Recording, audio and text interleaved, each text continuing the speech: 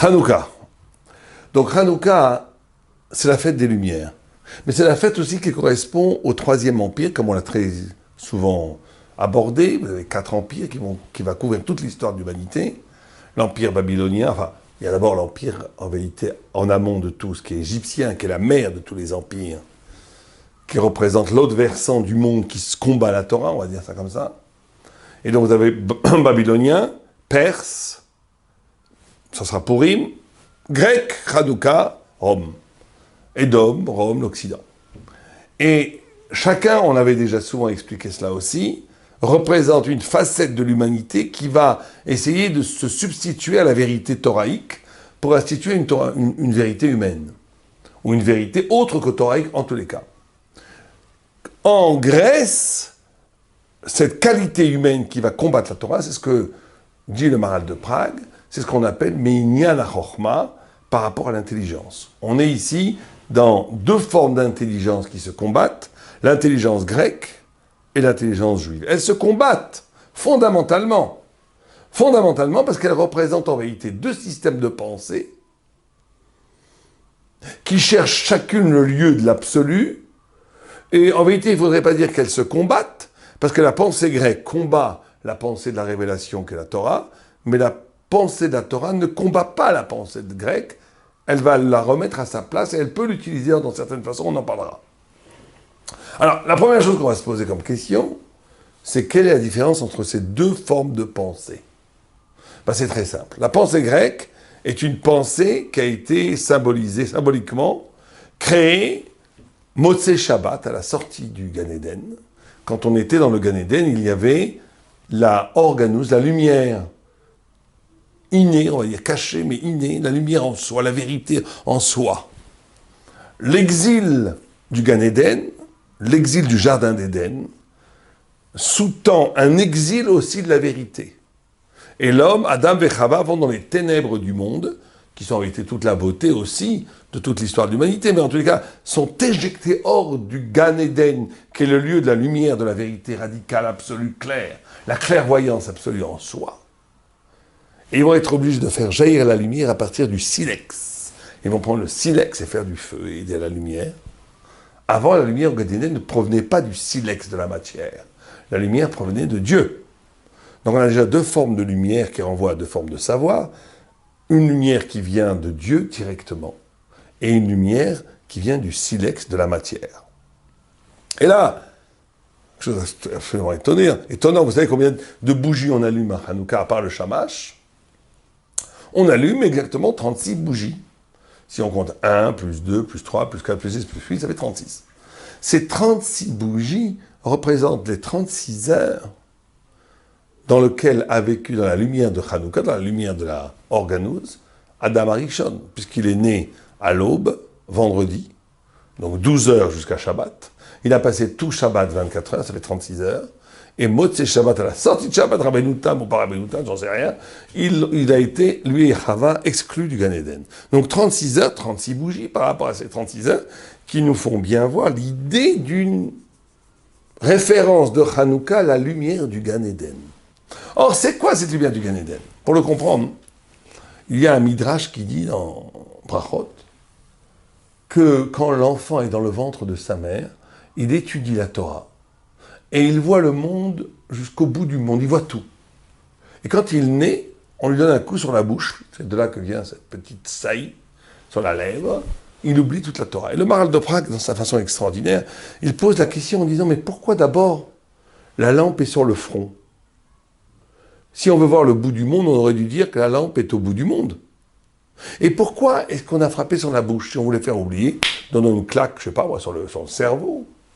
Et il donne 2 réponses extraordinaires qui vont nous faire comprendre que c'est Hanouka. Il dit, la lumière de cette petite lumière dans le ventre de la mère, de l'enfant, sur l'embryon, sur le front de l'embryon, qui est une image sublime. L'embryon dans le ventre de sa mère est en connexion avec la vérité, avec une flamme sur son front. C'est une modalité de connaissance qui ne passe pas par l'expérience. C'est-à-dire que si j'avais mis là le feu sur le bout du monde pour connaître le bout du monde, ça veut dire que la première nécessité de la connaissance, c'est l'expérience, la matière. C'est quoi connaître de façon laïque, profane, chez les goïms et même pour les juifs, pour la plupart? C'est faire l'expérience de quelque chose et à partir de ma réaction cognitive, ça veut dire quelque chose va se passer devant moi, je vais réagir en essayant de l'analyser, je vais la comprendre. Ça, c'est la connaissance grecque. La connaissance grecque, c'est une connaissance qui part de la matière. Ça veut dire que ce n'est qu'une organisation de ce qui existe déjà. Ce n'est qu'une mise en place sous concept, sous idée de l'être. Quand on dit que la flamme est sur le front et que je vois ce qu'il y a au bout du monde, c'est que tu comprends les choses non pas à partir de l'expérience, mais à partir de l'illumination intérieure. Ça veut dire à partir d'un rapport à la vérité qui est tellement évident que tu comprends tout, même sans l'avoir vu. Que tu sais tout, même sans l'avoir vu.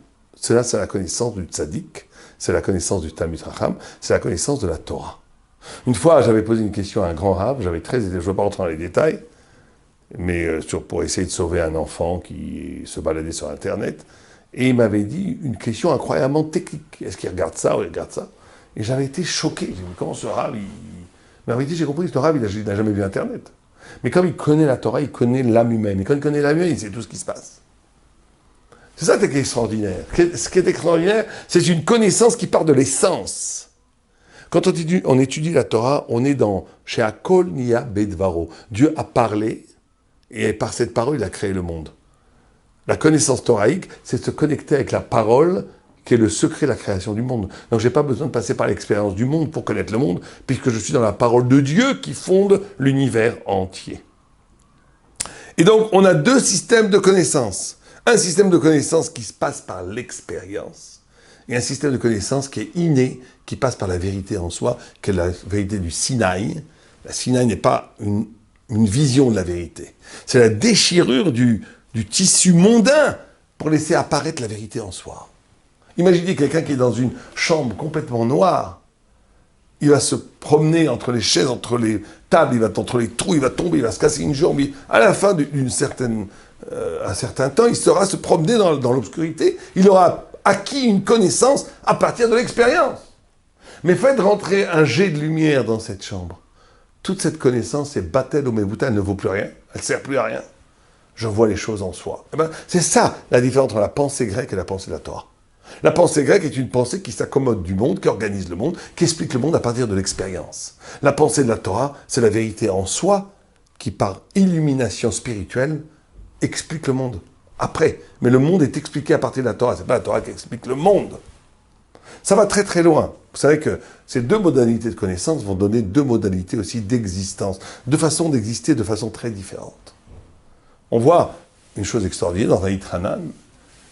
Moïse a prié 515 fois, 515 prières pour entrer en Israël. La mort de Moïse, c'est une prière immense pour continuer à vivre. Au point où Dieu a dit « Stop! Arrête! Tu pries trop. Si tu pries encore une fois, je te fais rentrer. » Quand on voit en face la mort du grand maître de la Grèce qui s'appelle Socrate, qui est le premier, pas le premier grand philosophe, il y en a eu deux, il y a Héraclite, Parménide, autres, Pythagore. Mais en tous les cas, celui qui a fondé toute la pensée occidentale, toute la pensée de Esav vient de Platon, dont le maître était Socrate. Or, Socrate, quand il a été condamné à mort par la cité grecque, on lui a proposé de soudoyer ses gardiens pour le libérer. Il a dit non, je ne veux pas trahir les lois de ma cité. Et il a dit aussi parce que ce n'est pas évident qu'il soit plus intéressant de vivre que de mourir. Qui te dit que c'est mieux de vivre que de mourir? Tu as une preuve philosophique? Non. Or, je ne veux pas obéir à mon instinct animal pour me sauver comme un lapin. Donc je reste. Chef alta c'est adif, je ne bouge pas. Donc on voit quelque chose de... C'est le Ramban qui amène ça, très bizarre. Que Moshe, qui est pourtant l'homme de la vérité, l'homme qui a vu Dieu, l'homme qui sait qu'après la mort va avoir l'éternité. Il a vu Dieu, il n'a pas de doute, lui. Il sait qu'après la mort, il a le Olam Haba, l'éternité, il a vu le Olam Haba. Et pourtant, il veut vivre. Comme n'importe quel homme. Or, Socrate, très classe. Non, la vie, la mort, il te dit. C'est bizarre. Dit le Ramban une chose extraordinaire. Il dit non, c'est deux. L'Avdil ben Tamelek le Kadosh. Ben Taor le Kadosh. Ben Taor le Tamé. L'Avdil. Mais il y a un point commun. l'avdil entre les deux, c'est l'honnêteté intellectuelle. C'est que chacun vit parfaitement dans son système. Dans un système de Socrate, qui est le système grec, où l'intelligence n'est là que pour expliquer les choses, ça ne donne pas un sens à la vie. Je peux faire des études de physique très poussées, je saurais combien... C'est excitant, hein. Je peux avoir le prix Nobel, c'est très excitant. Mais cette excitation, elle est sociale, elle est pas réelle, elle est pas honnête. Elle est quelque chose de l'ordre de l'animalité. J'ai envie d'avoir le prix Nobel, j'ai envie qu'on me respecte. Tout ça, c'est du yatsa, ça n'a aucun intérêt. Socrate, au moins, il a dépassé tout ça. Il s'en fiche du prix Nobel, il s'en fiche de tout. Il est dans la vérité à lui. Sa vérité à lui, elle se limite à une vérité qui décrit le monde. Or, que je sache combien il y a de moustiques dans le monde, que je sache combien il y a d'étoiles dans l'univers, que je sache si les atomes tournent à droite plutôt qu'à gauche, si je comprends le mouvement des marées, c'est très intéressant. Mais ça ne donne pas un sens à la vie. Ça ne changera pas que je vive ou que je meure, ça sera toujours pareil. La Terre tournera tout le temps autour du Soleil, tout le temps, et la Lune autour de la Terre. Il y aura toujours les mêmes marées, etc., etc. Donc ma vie n'a pas de sens, en absolu. Donc vivre, mourir, le cerveau n'est là que pour décrire les choses. Que je sois là ou pas là, les choses seront toujours les mêmes. Donc, il n'y a pas de grand intérêt à vivre. Ça, c'est Socrate. Dans le monde de Moïse, on est dans Istakla Beraita Bebaraitanma. Dieu a créé la Torah avant le monde. Il a créé la Torah comme plan. Et après, c'est-à-dire que la Torah elle a la possibilité de changer le monde. Elle donne le sens au monde, elle n'explique pas le monde selon les impératifs des catégories du réel. Elle modifie les catégories du réel selon la puissance du sens que la Torah donne. Donc chaque jour est absolument nouveau. Bechol yom mechadesh maaseh bereshit. Tous les jours, une nouvelle création. Et tous les jours, je me recrée. Tous les jours, j'aurai une perspective humaine de ma personnalité qui était insoupçonnable, que je ne connaissais pas hier, et qui s'ouvre, et qui est une nouvelle facette de servir Dieu et d'aimer Dieu. Donc l'homme est infiniment créatif. Ça, c'est Moïse, il ne veut pas mourir. Vaïtranan, 515. 515 prières pour continuer à vivre. Et donc, c'est ça, la lutte entre les deux systèmes. Alors, pourquoi il y a lutte? Tout d'abord, parce qu'il y a d'abord, c'est que dans le rêve de Daniel, la Grèce est une panthère noire, très forte, avec 4 ailes, qui va conquérir le monde, mais dont la panthère, on dit Ez Kenamer. Ez Azout, c'est la chutzpah, c'est l'insolence.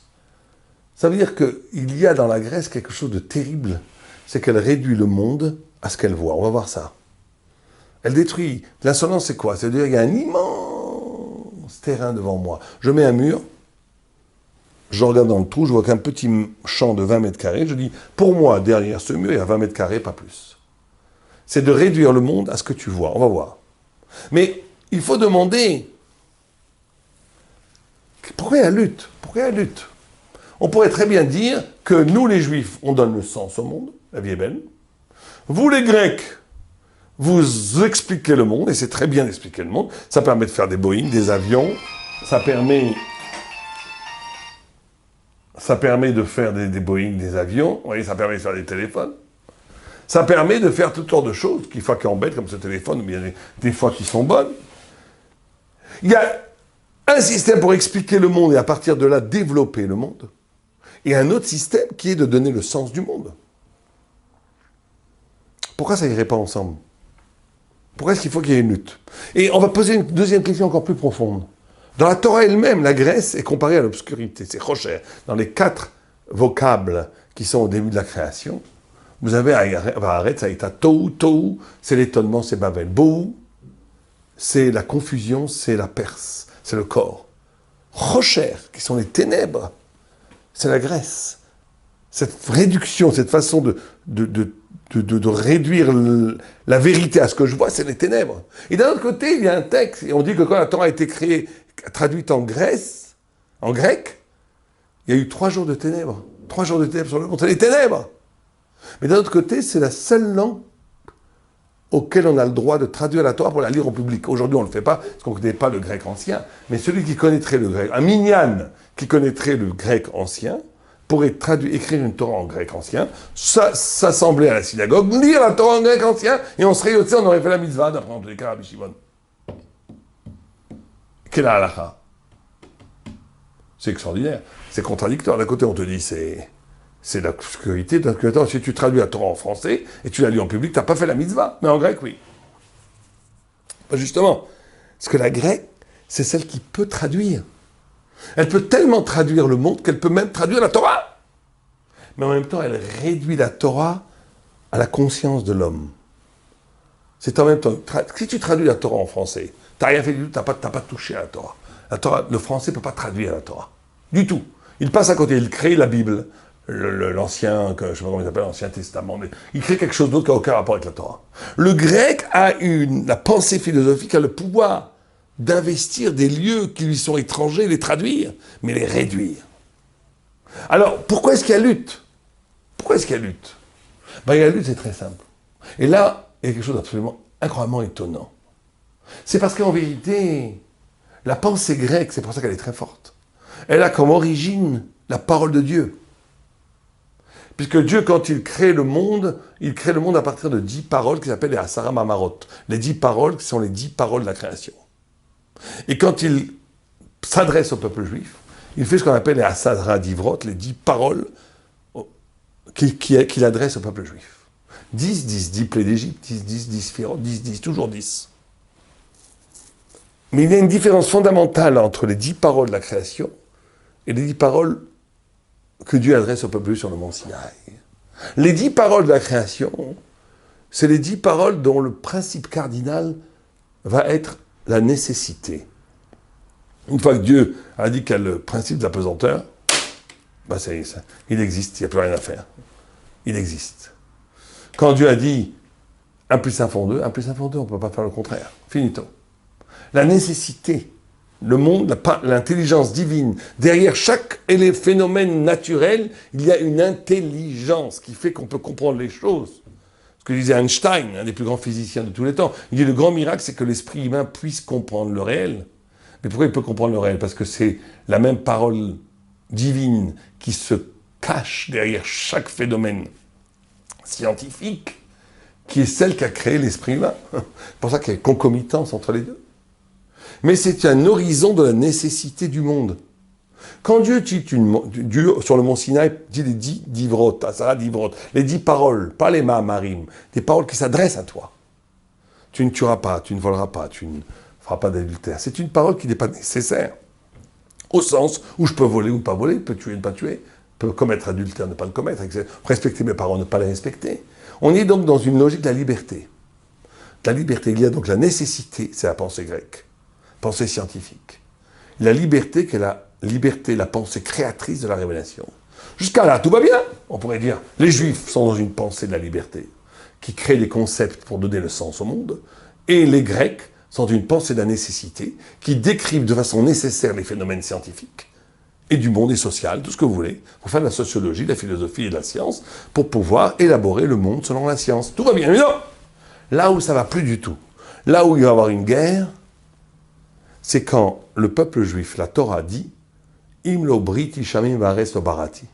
Sans mon alliance, ça veut dire sans la Torah, je n'aurais pas créé le monde, ni le ciel, ni la terre.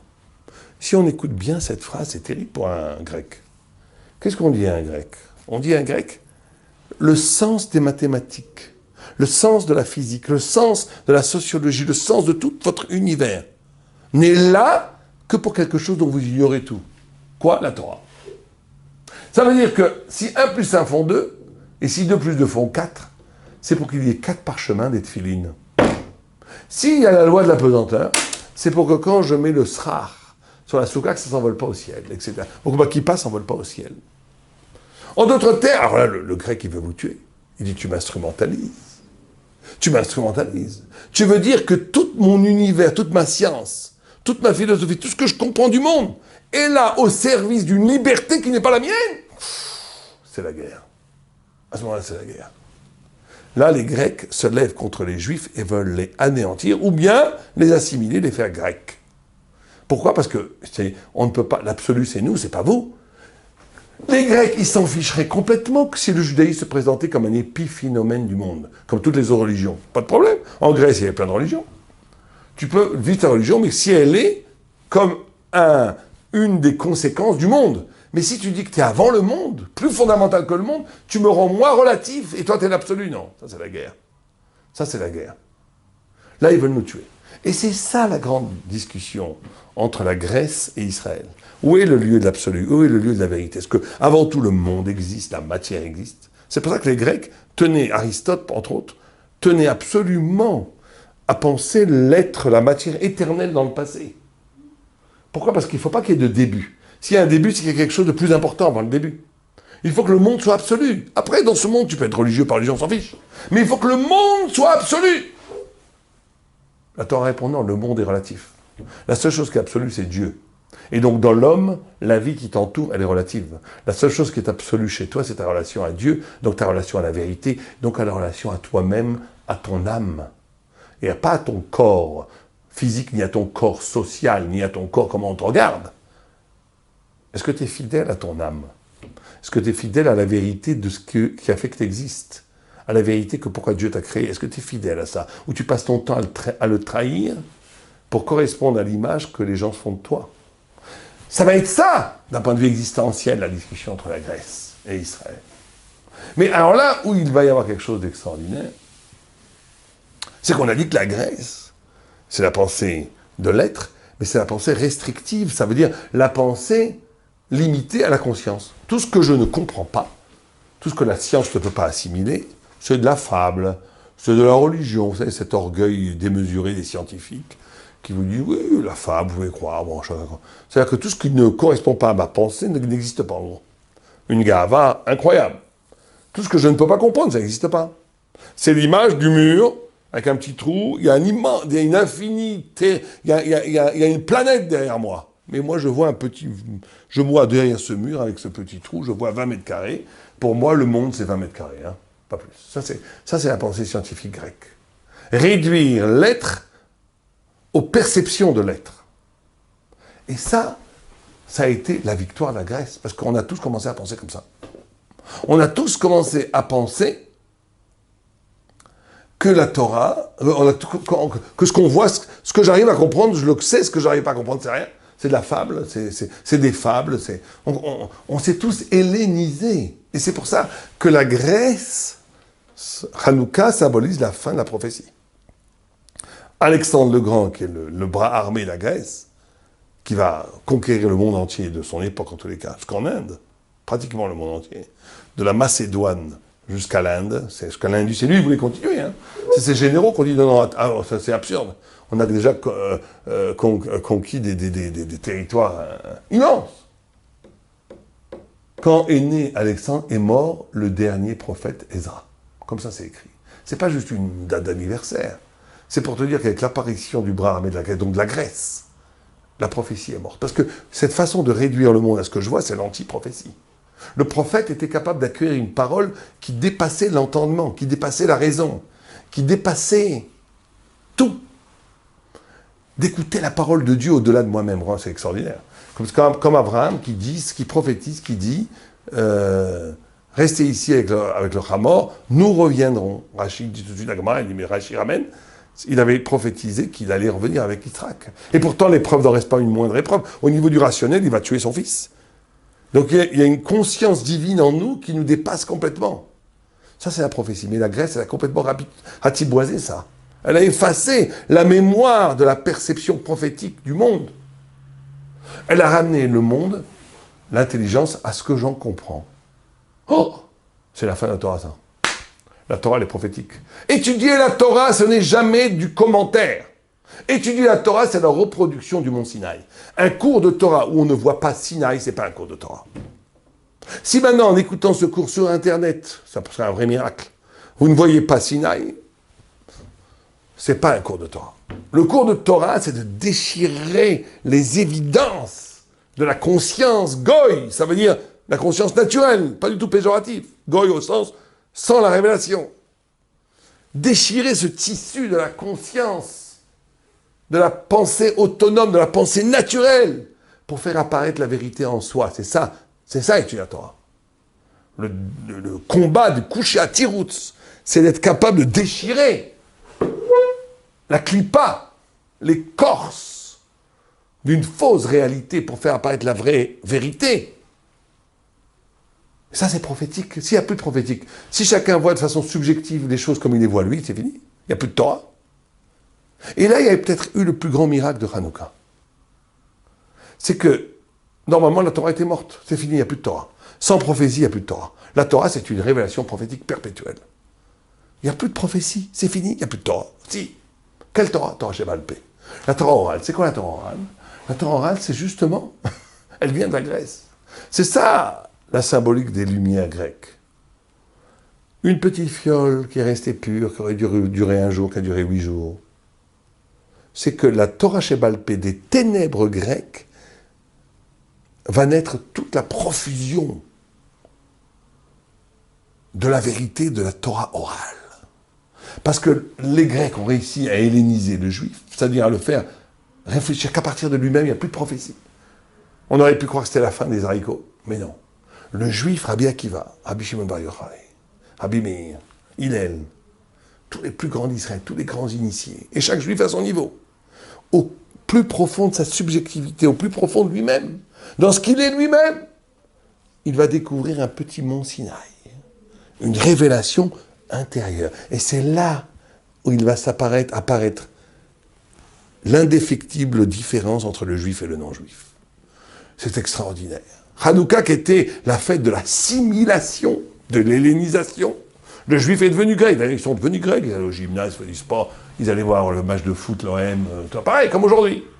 Paris Saint-Germain, tout ça, tous ces trucs-là. Grecs, télévision, iPhone, sont devenus grecs. Catastrophe finie, il n'y a plus de révélation, il n'y a plus rien. Mais quand je suis quelqu'un qui a étudié la Torah, sans révélation, sans prophétie, il pensait qu'il allait mourir. Non.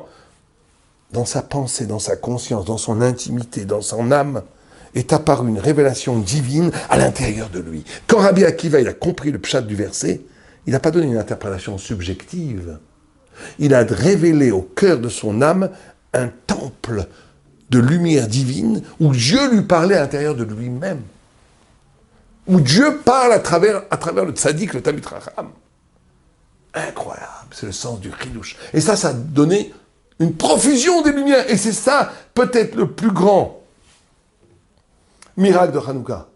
C'est qu'au lieu de la mort annoncée du judaïsme, au contraire, a rebondi un judaïsme qui a permis de traverser les 2 derniers 1000 ans. Mais là où ça va très loin, c'est que cette marloquette, cette profusion, on dit que la marloquette est née en Grèce. La première marloquette a eu lieu à partir de la Grèce, parce que justement, il n'y avait plus de prophétie. Donc chacun pensait différemment. Donc c'est en même temps une chute énorme, puisqu'il n'y a plus de prophétie. Mais en même temps, c'est un retour dialectique extraordinaire de profusion de vérité, de Torah.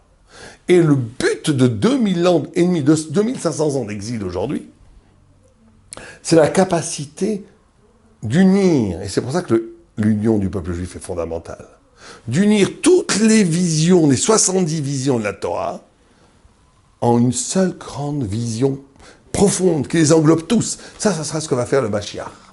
Le Mashiach sera capable d'unir toutes les visions de la Torah en une seule vision. Le chassidisme, le litaïsme, le sfaradisme, la Kabbalah, tous les niveaux de la Torah en un, mais un qui respecte les multiples. C'est la lumière de Hanouka, c'est le candélabre.